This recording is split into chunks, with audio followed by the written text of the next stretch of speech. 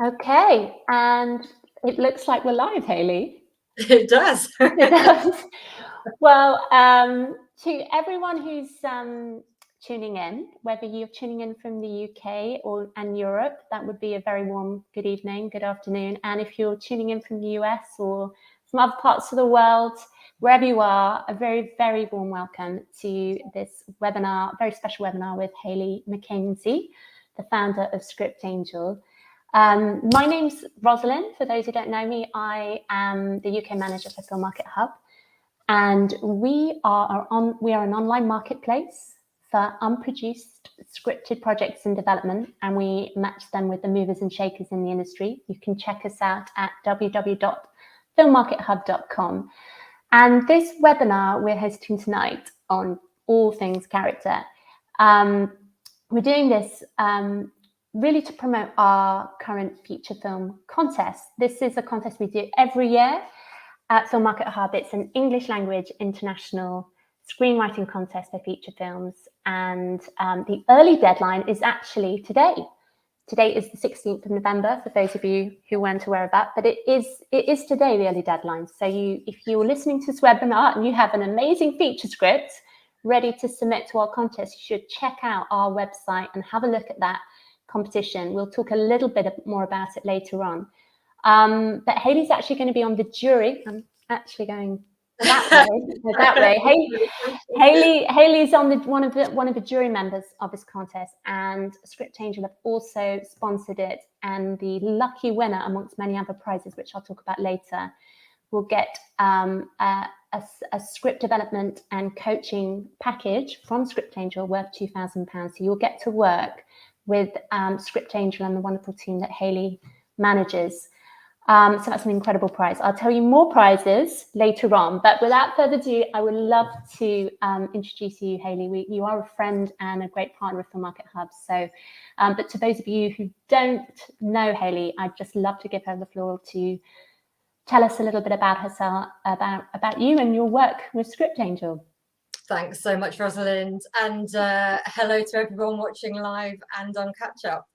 It's such a pleasure to be with you, talking about all of my favourite subjects, everything screenwriting, and specifically tonight, characters' external and internal goals. So, as you mentioned, I founded Script Angel about 10 years ago. Before that, I was a script editor, story editor, development exec in the UK film and TV industry for about 15 years.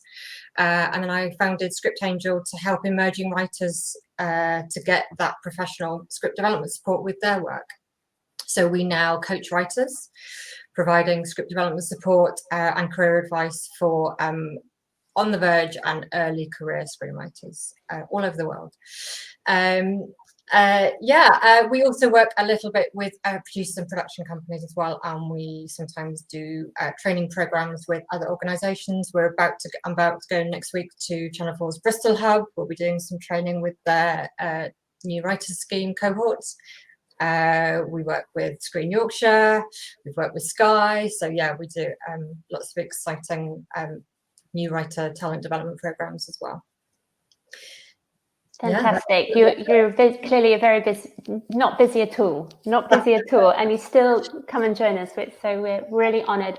For those watching, Hayley, we did a brilliant webinar with Hayley earlier in the year alongside our TV pilot contest, and it's really worth checking out, really worth checking out. It's how to write a killer TV pilot and a series Bible, and there's so much gold in that. So I want to draw people's attention to that other webinar as well. But let's jump right into character. I am also so passionate about tonight's topic. I'm just so excited to learn more from you. So let's dive in, and let's start with looking at external goals in characters. And firstly, this is off record, but wouldn't you just say that when we're looking at these things, how important is psychology in screenwriting? Yeah. It's just crazy, isn't it? Especially when we get into the internal stuff, which is absolutely is psychology. But yeah, kicking off with this one, I mean, for a lot of our viewers, I'm sure some of this stuff will be kind of refresher and just kind of clarity on stuff they kind of already know.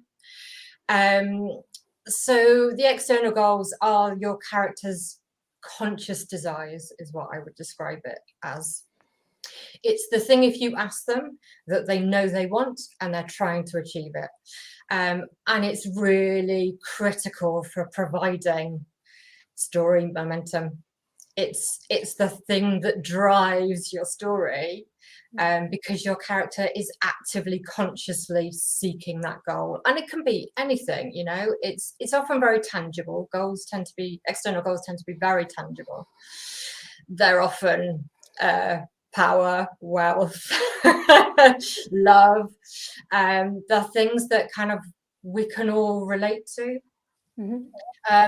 But in other genres, they might be something like solving a mystery, you know, or staying alive in a thriller. So they're really clearly defined, they're very obvious, and your character should be really striving towards it.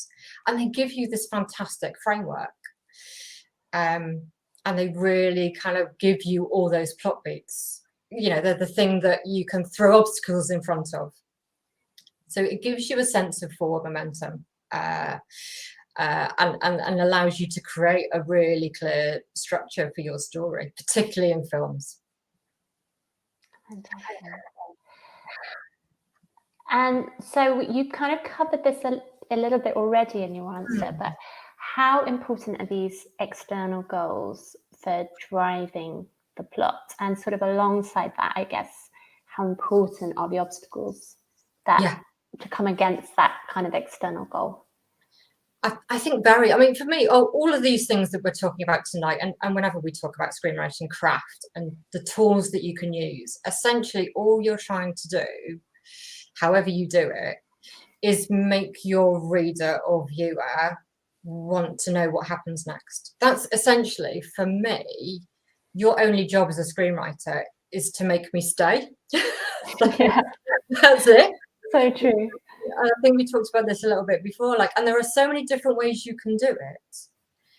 And it's just having a toolkit of things at your disposal. And it depends, you know, again, for films especially, this will depend like how heavily the external goal and those obstacles drive the plot, and how focused the storytelling is on that often depends as well on how commercial the work is and how commercial you want it to be. So a very mainstream, you know, Hollywood blockbuster is going to have a really clearly defined goals. Something more art house will have slightly more subtly defined goals that might be harder to describe even after you've watched the film. So I think the kind of where it sits on the commercial spectrum also influences this. But even with those kind of slightly more art house end of the spectrum films, I still think that those external goals give you a framework. How deep you bury them within the scenes and how loosely you use that framework is kind of up to you. But I think still having it gives you a shape that you can work to. Brilliant. So I think they do, which goes on to your question about plot is a really interesting one, because I think external goals are directly related to plot. It is the thing they're striving for. It's the thing they're trying to achieve. It's the obstacles you put in the way of them achieving that. That's what keeps us watching, because you know they're trying to get to this thing or achieve this thing, and then you make it hard for them, and they have to pick themselves up and dust themselves down and try again. And that's what makes us root for them, is that struggle. So yeah, I think in and that this goes. I'm probably going to jump ahead a little bit.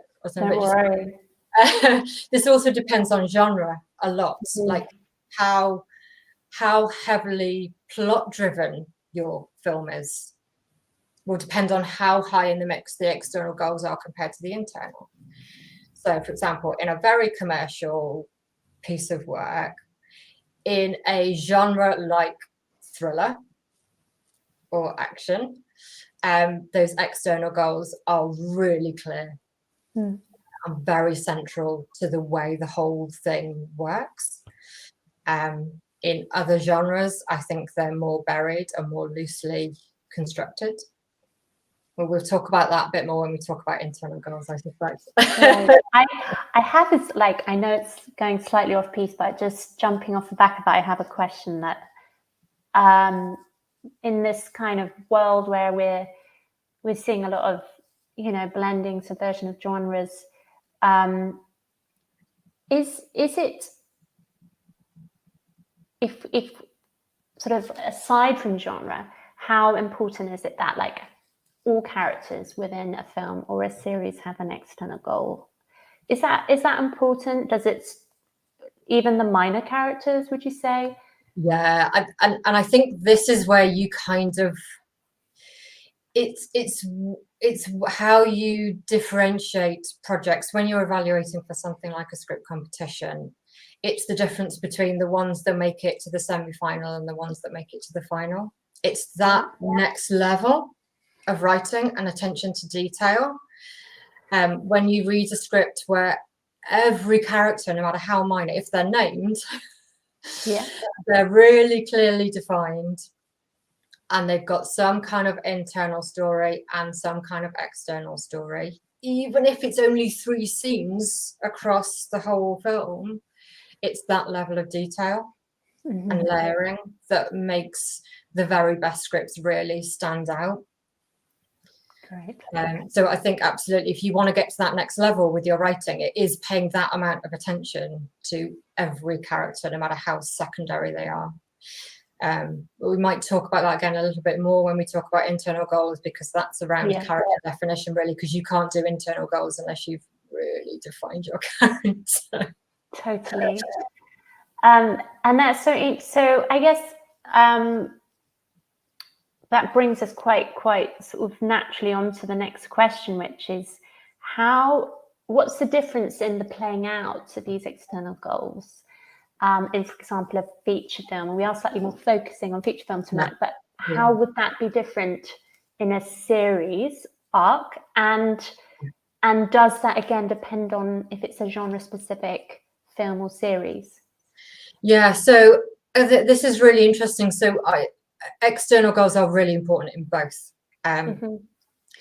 The example I was thinking about, actually, when I was pondering this earlier, was Breaking Bad's a really good example of this. Because you can really clearly give a quest story, essentially, in a feature film and pay it off at the end. You know, they achieved what they wanted or didn't, which we can talk about more. And in something like a thriller, that kind of is so neat and so satisfying. And the challenge with something like that, a very, very external goal-driven, plot-driven genre like thrillers, is it's very hard to sustain that over 10 hours. Because is it plausible that you're still on the run? You know what I mean? You know, if you imagine trying to sustain a Bourne story over 10 hours times 4 seasons, you start to go, really? Exhausting for everyone. Yeah, and you start to stretch the credibility of it once you extend the length of it, which is why those genres are very hard to do in television. And that's why I think one of the interesting techniques you can use, and Breaking Bad is such a good example of this, I think, for both internal and external, is that actually his external goals are different in every series. So the external goal you start his story with, Walter White's story at the beginning of Breaking Bad, is not the same external goal he has, the conscious desire he has, when you start season 6. He doesn't want the same things. He's not still trying to achieve the thing he set out to try and achieve at the beginning of series 1. So what you can do in a series is to shift that conscious desire. He either achieves it or he doesn't, but something happens internally that means he actually wants something different the next series. So, and I'm sure I'm not giving away any spoilers, but you know what I mean? No. Start series 1 wanting to be a drug lord. You're not trying to tell that story over 20, 30, 40 hours of drama. He's just trying to get enough money to pay his medical bills, and he's trying to keep it separate. So he's got a couple of really clear goals that sustain that first series. And then those external goals and what he consciously wants shift for the start of the next series. And that's what helps to give you incredible momentum. And it's also so much more authentic in general, isn't it? Because if you're staying with especially if you're staying with a story, you know, for more than an hour and a half. Just a quick question, really, again, naturally flowing on from this. Do external goals, well, you've already answered that they can shift, but if we're looking at feature film, do external goals need to stay the same in a feature script? I know there's no real rules to anything, but also do they need to be achieved in a feature script, or can they change? Yeah, I think both. I think both can be true. Absolutely, they can shift, and but it has to be as a consequence of something changing for the character, internal. I think there be an internal change in them that makes them want something different that they wanted at the start. And I think they absolutely cannot be achieved. My favorite example, and I'm gonna apologies, you've heard me talk on webinars and sessions before, but my absolute favorite example of the really clear difference between external and internal goals is The Wizard of Oz. Brilliant. So I talk about it because she sings about both. Yeah. It's such a and it's a film that so many people know. Such a big percentage of any kind of viewing audience will know that film or know it enough to be able to kind of reference it. She sets out at the beginning with a really clearly defined external goal, which, as everybody knows, is to go somewhere over the rainbow, right? It's the forerunner of the Disney Wish song. She sings, she wants to be somewhere over the rainbow. And the reason she wants to be somewhere else other than on a farm in Kansas is because of her internal goal and her flaw. She's not a happy, contented bunny on a farm in Kansas. She's very dissatisfied, right? So the two things are really, really tied together. Her external goal is a symptom of her character flaw, which is she's very dissatisfied with her life. She's not contented. She thinks the answers and happiness lie somewhere else. And she doesn't get what she wanted, in the sense that she ends up back where she started. Yes, she goes on an adventure, but she doesn't get to stay there. In fact, she chooses not to stay there. She clicks her heels at the end of the film because she's learned her lesson. She's learned that there is no place like home. That's beautiful, actually. It's so simple. It's so simple. Yeah, it's so simple. So powerful. She goes through such a big transformation in terms of how she feels about her family and where she is and her friends and her life in Kansas. And yet it's the external goal that drives the plot, that makes her seek adventure somewhere else. But she seeks it because she's dissatisfied. And actually the satisfaction doesn't come from that life in Technicolor over the rainbow. It comes from her family around her bedside. It's actually such an incredibly deep film, isn't it? The more we analyze it, it's like, but that's such a great example, because I think it's a great example. It's a very clear example. I think most of us will have watched that film, so we can all clearly understand. And also I think what it does for us is just also you can see how even within such a clearly defined framework for both an external goal that's driving the plot and pushing her forwards, and an internal change, both really clearly defined to the extent that they're verbalized, you can still do whatever you want. Yeah, just think about that story, the world, and the character, right? I mean, you've got so even within this really tightly constructed, really clearly defined set of external and internal goals, the thing that most excites me is that kind of you've got absolute freedom. Yeah. Creatively. And I think sometimes writers are kind of slightly nervous about, you know, clearly defined goals and plot and, you know, tight structure, and because they feel like it's kind of inhibiting their creativity. And they want to be freer than that. And that's why I think The Wizard of Oz is such a great example of the amount of creative freedom you have, even in probably the most clearly defined external and internal goals example I think there is on screen. Fantastic. That thank you so much. That's so helpful. And before we move on to internal goals, could we talk a little bit more about I'm going to ask you any tools or tips for writers in how they can, once they know their main characters or characters' conscious goals, how can they play with conflict to kind of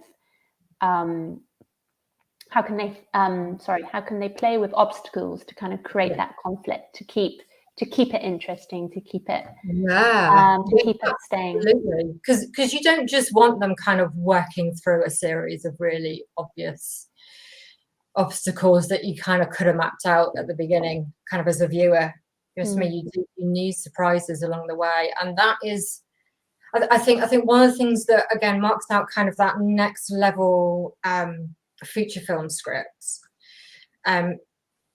is the amount of different sources of conflict that the writer draws upon.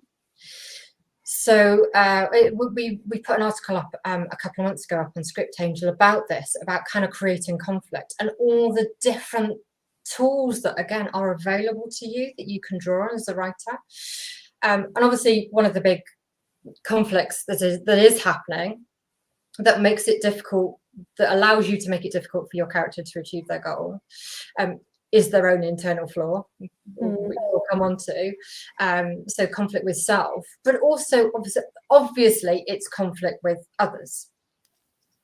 And an antagonist is the obvious one. And obviously, again, that antagonistic force that is a challenge to your main character, that does provide a lot of the obstacles, is really obvious and prominent in some genres. Thriller, again, being, you know, the obvious. Horror often as well. As a really clear antagonist who is in direct opposition to your lead character's wants.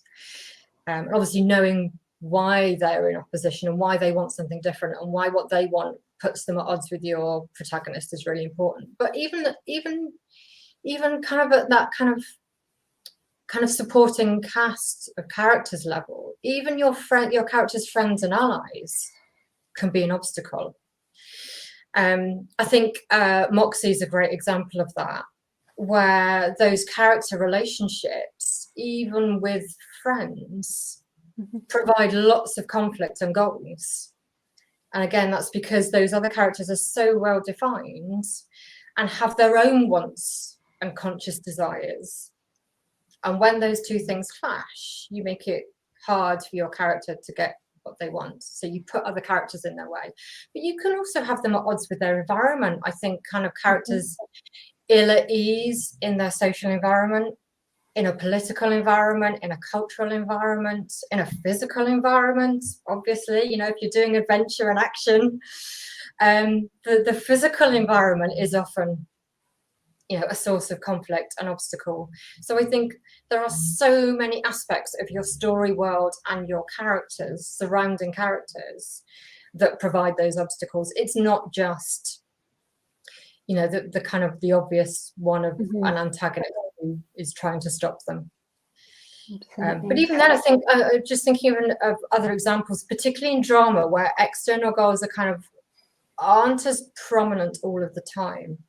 I was thinking of a great drama film like 3 Billboards. Oh, I love that film. Right, and even there, you know, I mean, it's a drama. It's, you know, it's really, you know, it's not a thriller. She's not trying to save the world. There's no great kind of mystery. That's not what drives it. But she has a really clearly defined goal. There is something she wants. You know, and again, I think if you're, whatever genre you're working in, I think looking at other examples in a similar space, tonally, commercially, and genre-wise, you can see what other tips, what tricks other writers have used to create conflict and create obstacles and create that momentum. Because essentially, you're just trying to make it really hard for your character to get what they want. Yeah. Fantastic. That was amazing. I'm going to be listening back on this again. Let's, if it's okay with you, let's move on to look at internal goals. I'm sure we'll come back if we need to external goals, because they kind of interplay, don't they? Yeah. Could you give us some examples of what an internal goal is for a character and how that plays out in a feature script or a series arc? Yeah, so for me, and all of this is, is just kind of my take on it, having spent a lot of time thinking about it and reading a lot of scripts over a lot of years. But for me, that internal goal is an unconscious desire, and it is directly related to their flaw. But the best way I've always felt of thinking about it is, it's the thing, if you ask them, they wouldn't articulate. They wouldn't say to you, I want this thing. But really deep down, they kind of need it to be happy. And if you put them on a psychiatrist's couch, you'd get there. If you excavated enough with that character, you would be able to get them to verbalize and realize what they really want. But at the beginning of the story, they usually don't know it. And often the audience aren't aware of it either at the beginning of a story. But it is that flaw. It's that kind of, it's like a barrier to happiness. It's that old adage, you don't always get what you want, but you get what you need. They're kind of often seeking the wrong thing. And again, this varies enormously in terms of genre and differences between film and TV. But I think, again, just kind of looking at genre is the most obvious kind of difference I just wanted to kind of highlight, which is in some genres, like a thriller again, or action, that there isn't often, or often isn't, I should say, a really prominent internal goal, in that the character doesn't really change that much. It's not that big a transformation, if at all. And in some great, really entertaining big commercial genre pieces, they won't change at all. They catch the killer, they solve the puzzle, they get the power, they get the money, and that's and the joy of watching them struggle to get that and then them getting it can be really entertaining. I think there has been a move, even in really commercial work over the last 10 years, for most characters, even in a really plotty story and a really plotty genre, to have some kind of internal goal, to have some kind of character change across the story, for that external, for the pursuit of the external goal, to create some kind of change in that character. Partly that's kind of just adding layers and depth and emotion into the story, and I think that's what internal goals do for you, because you're kind of peeling back the layers of a person. But it's also, being really honest, it's about attracting great cast. So true. A lot of what you're doing when you get to that next level of developing in films and in TV, this is equally true. In the next stage of development you go through, even once you've got a fantastic script, part of what you do next is attaching other talent, and that will be directing talent, but it'll also be lead cast. And you want a couple of amazing roles in there that fantastic actors are going to bite your hand off to want to play. And often what's providing that is a really rich, complex character with an internal life who's really flawed and who is going to be changed by the plot that you force them through. because that's where the really meaty stuff is. That's where the really emotional stuff is. That's where the stuff is that we really kind of connect with on a deeper level. You know, the fun, whereas because kind of, you know, Jack Sparrow action adventure is, you know, superficial fun and it's brilliant and entertaining.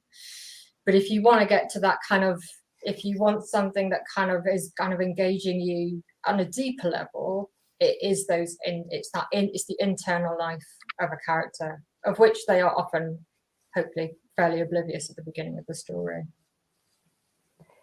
And I suppose it's that depth that makes a film, particularly in series. I of course I think they, you know, they play a lot more with internal goals, but in a film I would, you know, it's the depth, it's the internal world that makes it memorable and lasting, really, rather than just a piece of entertainment, isn't it? Yeah, it really is. And I think obviously, well, my experience is writers are either naturally really gifted at plot, and their characters are kind of secondary, and they need to kind of consciously develop characters that are deep and complex and rich and have an internal life. But the plots are amazing and twisty turny and like super hooky. Or they're naturally brilliant character creators. Mm-hmm. And you're really engaged in that character's kind of internal worlds, but what they need to kind of work on is the external stuff, so that we don't just repeat character in same situation. There's something kind of pulling you forward as a viewer. So yeah, I think even with, you're right, even with feature films that are very plot driven, where the external goal is really prominent, I think that depth comes from that internal goal. And again, this is where, you know, it's all to play for. I think you knowing it gives options. Mm-hmm. as a creator. I think you knowing the answers to these questions, like what if you put your character on a psychiatrist's couch and really excavated with them, what is the thing that would actually make them happy that is not what they're actively pursuing at the moment? Yeah. Because there should be a difference, as there is with all of us, really. That's why this is so interesting, I think. So this I know, so deep, isn't it? Right? And totally. You know, I don't know about you, but you know, if I wasn't doing this, that's probably the field I'd be in. I'd probably be in forensic psychology. That people are endlessly fascinating. Absolutely. I'm always asking why. Like, when someone says something or does something that is a different reaction to mine, my first thought is, oh, why? Why do you think that? Why are you feeling that? Why are you wanting that? And it's that curiosity. Yeah. So I think, yeah, even with those really plotty, very genre-specific films, I think that depth of character and an internal goal is really important to allow you to add that layer and that depth to it. Yeah. Great. That was really fascinating and deep.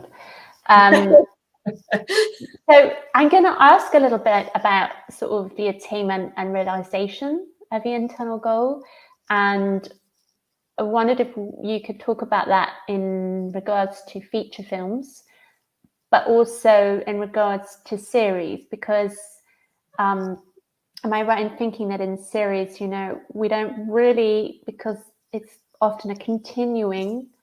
Yeah. I'll be interested to hear what you say. Anyway, I'll let you talk about that. I will. Yeah, no, you're absolutely right. The really challenging thing in series, that's why I do think films are kind of, I'm not going to say easier, but in terms of like, because you know, in series you have to know what your character's internal goal is, but you can never pay off the story. And yeah. It's so hard, because what that unconscious desire has to stay sort of somehow hidden from them or out of reach, or they have to be really self-destructive. Obviously, we're talking about kind of what you have to do in order to make something really long running. Yeah. Character driven. I'm just thinking when you're talking now of Homeland and Carrie, because that's a really interesting example of someone who probably quite conscious of her internal goals, but is self-destructive. So it kind of just continues. She doesn't learn, so it just continues. Yeah, and it's really hard because she's a very self-aware character. You're right, but she somehow just keeps not learning, and it's easily challenging. So I remember when I first started working on continuing drama series here in the UK, and it's really challenging because, like I say, you can't ever pay off that story.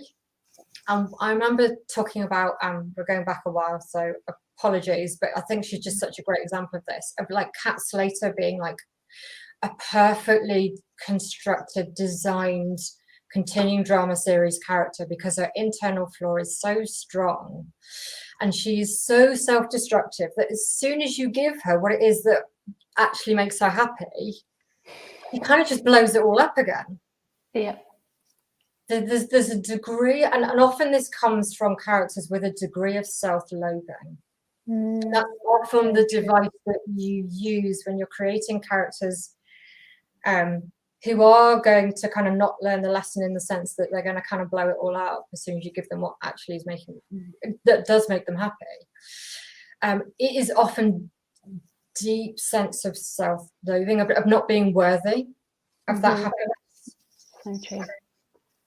And I think that's probably true in Homeland a little bit as well. I think there's quite a sense of her feeling like she kind of somehow doesn't deserve it. Yeah, it's lack of self-love, isn't it? It's that kind of. Yeah. And I think that's, but you know, I think again this is true of most people. Like everybody's searching, right? I mean, how many people do we know who are like truly contented and truly love themselves and are not sabotaging their life in some way? Yeah, absolutely. Yeah, you know, we're all flawed. And most of us make the same mistakes over and over again because of those kind of really deeply buried kind of, I'm going to say flaws, but yeah, those kind of character traits that are slightly self-sabotaging. Totally.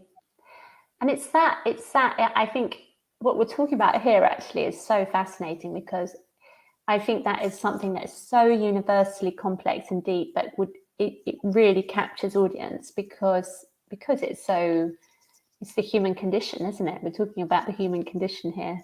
Yeah, so.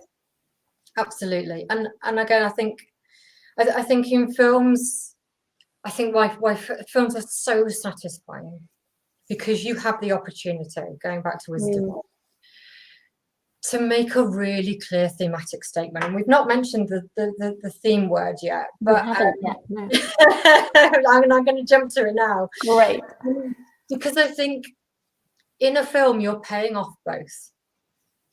You are paying off an external goal, because they either get what they set out to achieve or they don't. And Uncharted is another really good example of this, I think.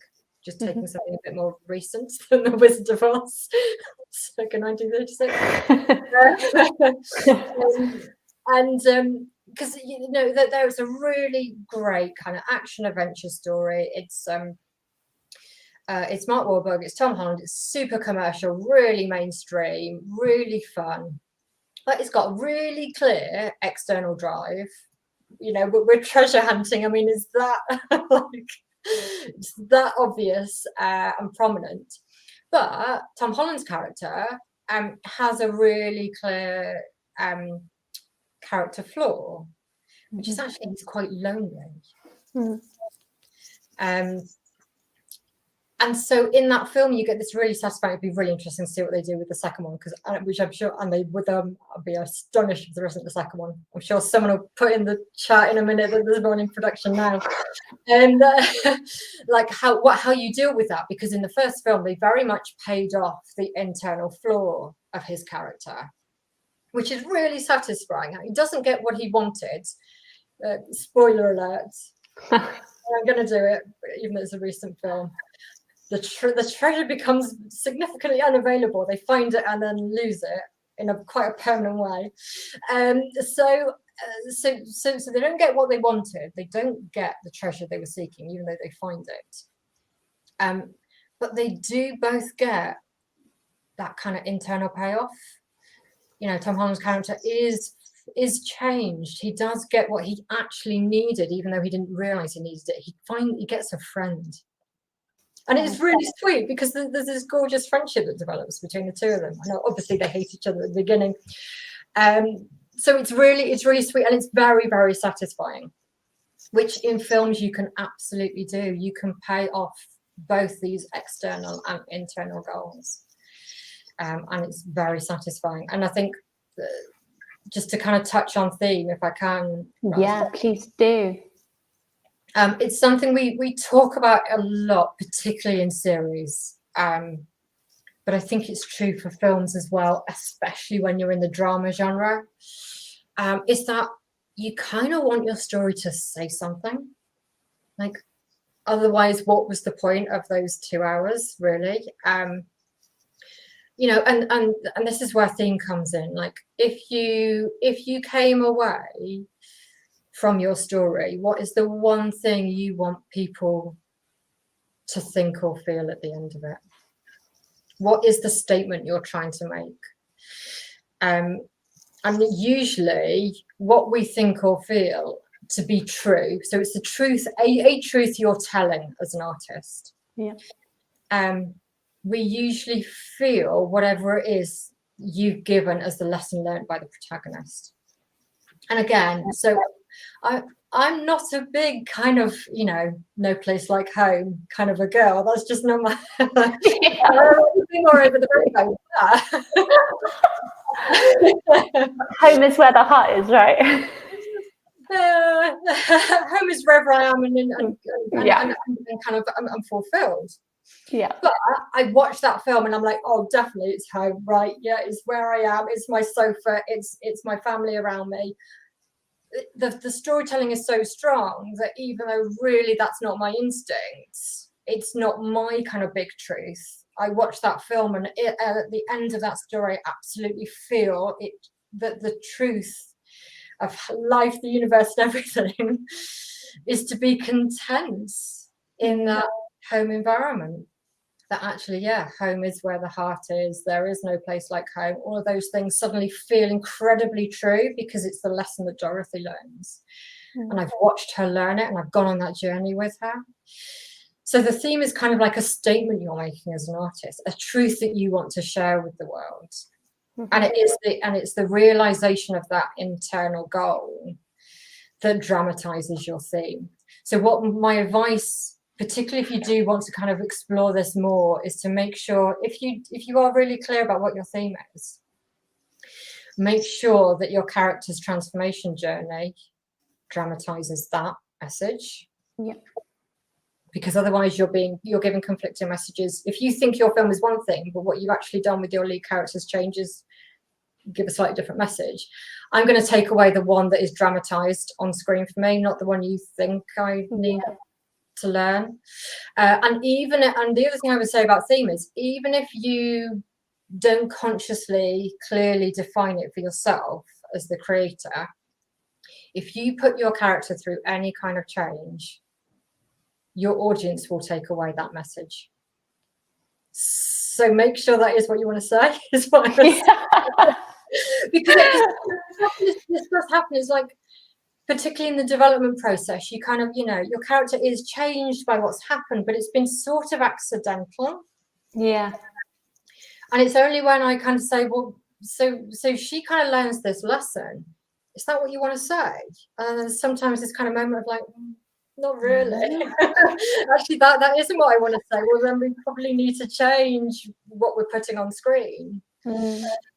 Because that is going to be the takeaway. Because as humans, we just have this instinct to want to kind of create meaning out of what we see. We will attach a meaning to the story you put on screen. So I would say, make that a conscious choice. So fascinating, isn't it? It's really interesting. And I think that's really clear. What you've described is so clear for feature films. Coming back to series now, with this relationship between the internal goals of a character and the theme, would you say that that's more complex because, you know, you're playing out for a longer you've got a long, potentially one series, potentially more series. How would you say, if you're never really arriving at the internal goal or the realization of the internal goal, how do you have a very clear sense of theme, or is it again what the character is learning through the process? Yeah, I think it's what your character is learning and how they're changing. I think the trickier thing with series is you're going to have a lot of characters in a very big series. So the theme is much harder to be really clear about in terms of the way in terms of dramatizing it, because you've got multiple characters. And I just think about, you know, let's take Game of Thrones. I mean, like, it's because it's such a substantial piece of work in terms of just the sheer volume of hours, the amount of story and plot you need for that, and the amount of characters you need to spread that across means it's very hard to be really clear on the theme. Because obviously we can say the subject of the theme is power. Obviously, it's the pursuit of the Iron Throne. I mean, it's really clear what everybody wants, and most of them are actively pursuing it. And Succession is similar. I was going to say Succession because that's slightly more controlled world, but you know, and it's so interesting. Yeah, and obviously it's a work in progress. It's harder to talk about Succession because we haven't concluded the story. So good. I love it. It's always interesting to see how a show wraps, and obviously it's more challenging in series because often you wrap even though you didn't intend to, in the sense that you thought you were getting another series and then you get cancelled. I know. Your story ends at a point that is not of your choosing. So that's why it's much harder to talk about what was the theme of that show when it often isn't of the creator. The story endpoint isn't of the creator's choosing. That's why I think Breaking Bad and Game of Thrones are such good examples, because they absolutely concluded the stories that those showrunners, creators wanted to tell. We can debate Game of Thrones in terms of creative vision of the end of the story in the final season and the final episode, but there was a choice. Choices were made in both of those shows, and what was on screen was somebody's choice of where the story ends. So you can take away meaning and theme from that because people made choices. It's harder when a series has ended and you don't know whether that was intended as the last series or not. Yeah, because if you imagine, like, especially in the more sort of sophisticated, bigger budget shows where you've got writers' rooms up front, kind of mapping out not just series 1, but series 1 to maybe 4, and then they get cancelled. So, you know, things that they've set up to answer don't get answered or realized. But I suppose if it's there from the start, then it's still going to be evident and coming off the screen. Yeah, it will be coming through, rather even like, as you say, we don't know the story and it's not as obvious what the theme was or what the message is. It will be playing out, you know, because it'll also be in the creative choices. Once you know what you want to say with your piece of work, it comes through in things like motifs. You know, it comes out in the visual storytelling choices that you make. You know, for example, you know, this is a really obvious cliched one, and you wouldn't know, no one would do this, of course, but you know, it's like if it's about self-identity or accepting self, say mirrors are a really big trope, right? It's like, yeah, you know what I mean? So it's like it starts to play out in lots of other creative choices that you make. If you know what you're exploring, even if you never get to really kind of make the final statement about it in your show, the subject of the theme at least will be evident in both the beginning of that character's transformation and how far away from the end point you've started them would be obvious, but also it'll be coming through in those other creative choices that you make that will be on screen.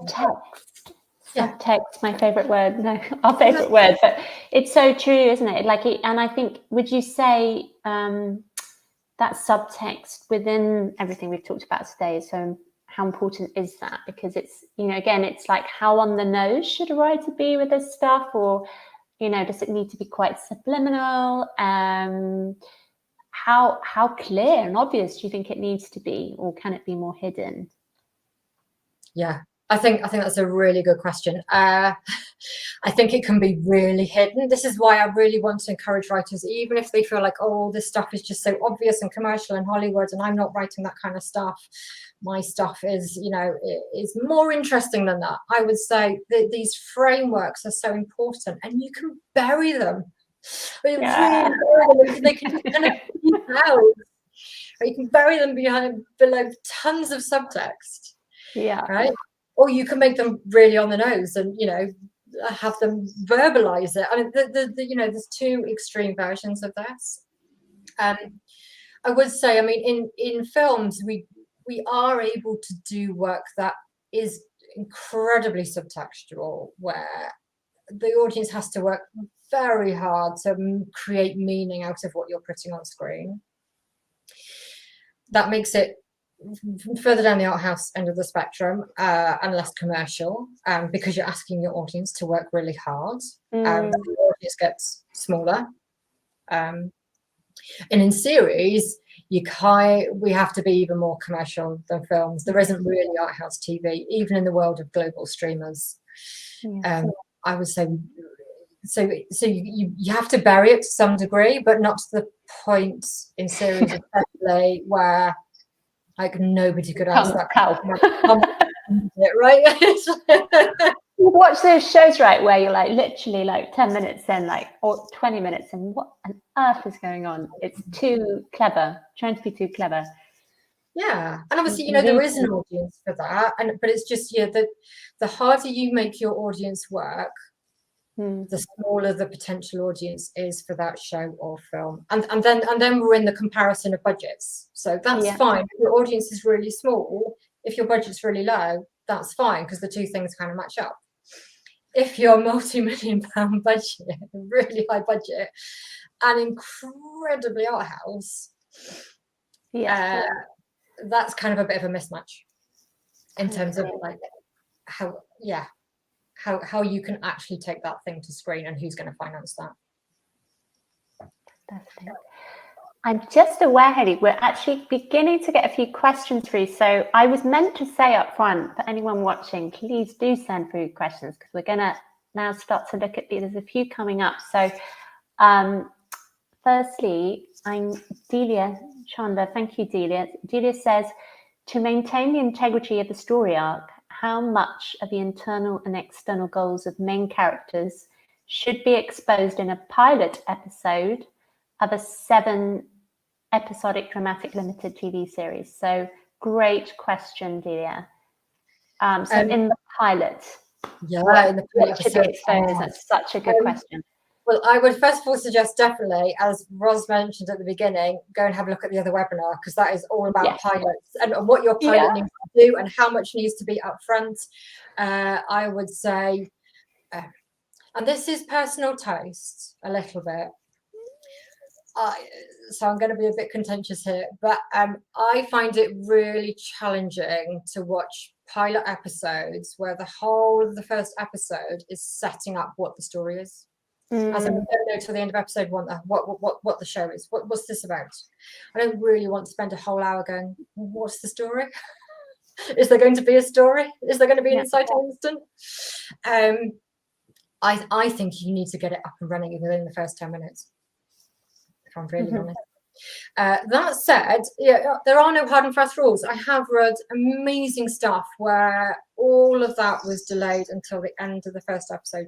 So we didn't know, there was no inciting incident of what the actual show was going to be about, what the story was that was going to drive multiple episodes and seasons until the end of the pilot. You can do it, but you have to put something else in those first 50 to 60 minutes that makes us want to stay to that point to find that out. Because if it isn't the plot, if there isn't an inciting incident, what is keeping us watching? And I think that's always the question I come back to. Why am I turning the page? What is it you've done in that scene that makes me want to read or watch the next scene? So you can have a series of really small goals that get your lead character from scene 1 to the end of the pilot and the big inciting incident for the series, but you're making life very hard for yourself because you've got to drive them towards that somehow. you've got to pose some questions and some challenge. You've got to create some momentum. You can't have 50 minutes of telling me who they are and what they do. You can't have a whole hour of status quo set up, basically. No one's going to watch that. So you do have to get going. So if you're not setting up the inciting incident and the driving plot for the series at the beginning of the pilot, you've got to get really smart with how you're going to hook me to get to that point. Which it is doable, it's just incredibly challenging. So you're giving yourself a really hard time. But if you're super skilled, absolutely go for it.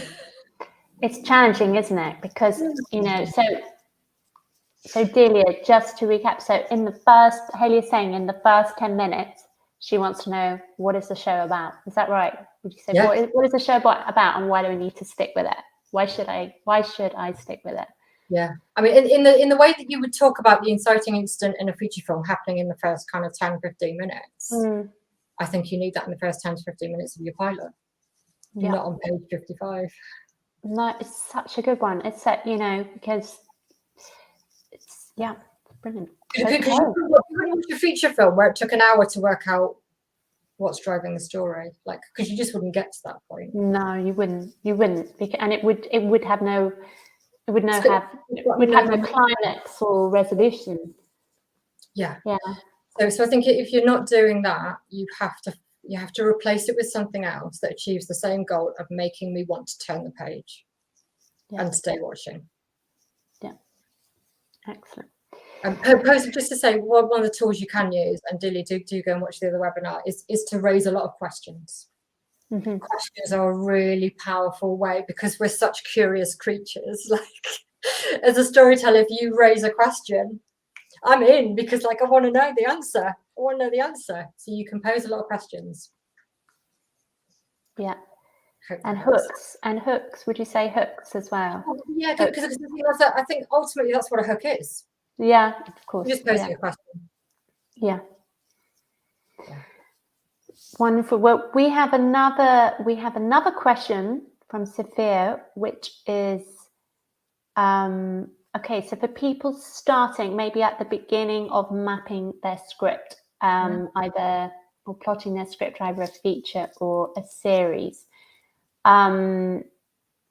what do you recommend starting with, external or internal goals? I think, like, going back to what I was saying earlier, I think this depends on what kind of writer you are. Start with whichever is easier for you. Lots of writers I know are very plot driven. They create fantastic plots. So those external goals create their framework, and then they work out everything else afterwards. If that's your natural instinct, go with that. Just be conscious that you need to add that other part, that other element. If you're a character writer and you love just creating characters and you know their internal goals, start with that, and then you've got to work out some plot. You've got to work out some external goals. So lead with whatever comes most naturally to you, and it won't be the same as other writers. So don't worry about it.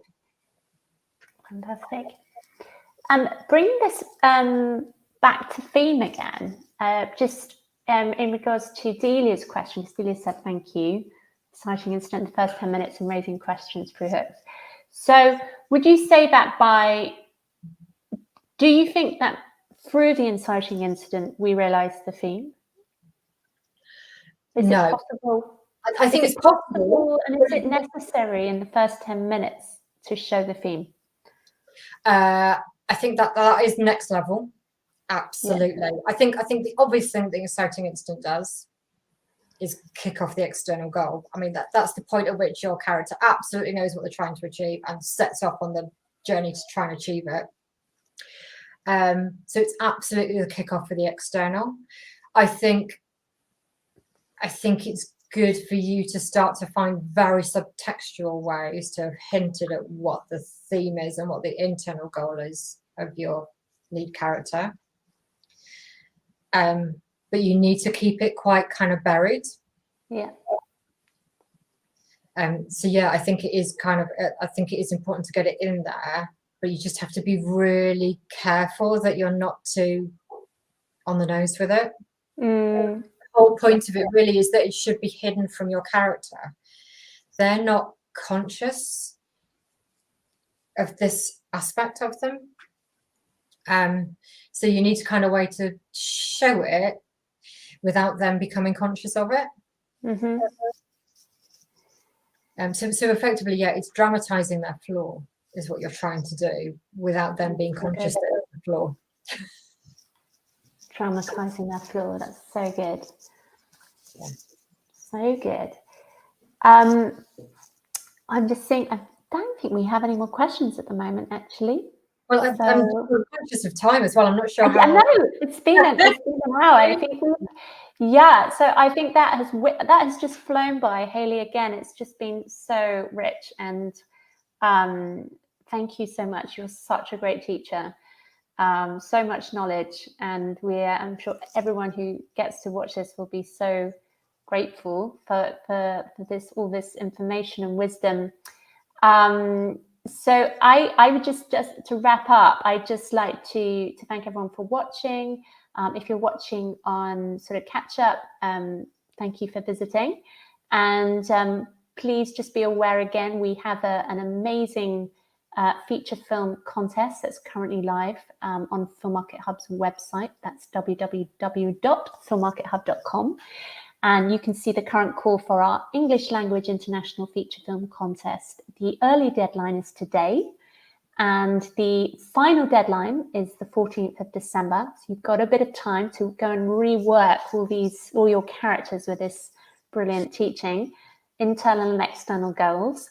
And just to tell you a little bit more about the contest, there's $5,000 worth of cash prizes. The winner gets, as we mentioned it up front, gets a Script Angel coaching package worth £2,000. There's also a ton of other prizes from Scribe Lounge, Roadmap Writers, Kurtzen, Final Draft, and the creme de la creme is you get your script read by our executive partners, which this year are Warp Films, Clerkenwell Films, Film Nation, and Script Compass are going to offer script feedback as well. So we have a wonderful array of prizes for you, so do check us out. Hayley is also on the jury of that contest. So we will be looking for fresh. Well, I won't because I'm not on the jury, but. We are basically at Filmarket Hub always looking to support and promote emerging talent and as well as professional talent. But we, particularly with the script contest, look for fresh, exciting voices. So, Hayley, anything that you're going to be looking for on the jury just before we go? Yeah, I think just make sure you're keeping me reading literally from scene to scene. And apart from that, do whatever works for you. I love the freedom. Don't bore me. Don't bore us. Don't bore us. Yeah. Well, Hayley, thank you so much again, and we look forward to having you back, hopefully next year on another webinar. Yeah. As ever, it's just such a privilege to chat with you. Thank you so much for having me.